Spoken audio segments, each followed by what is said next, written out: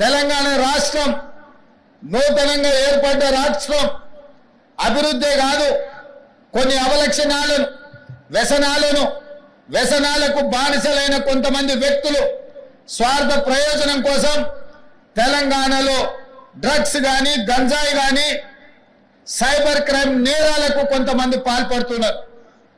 ఇట్లాంటి ప్రత్యేకమైన సందర్భంలో దాదాపుగా 540కి పైగా ఎస్ఐలు ఏఎస్ఐలు ఈరోజు తెలంగాణ సమాజానికి సేవలు అందించడానికి మీరు ముందుకు వస్తున్నారు.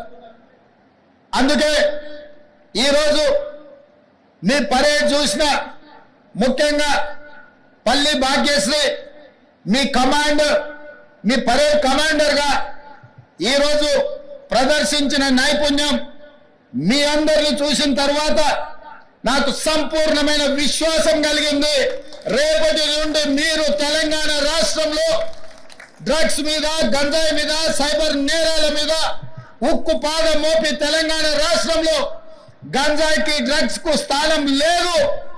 అట్లాంటి కార్యక్రమాలకు ఎవరైనా పాల్పడితే వాళ్ళని ఎవరిని క్షమించము అనే విధంగా మీరు ముందుకు నడుస్తారని మాకు సంపూర్ణమైన విశ్వాసం కలిగింది.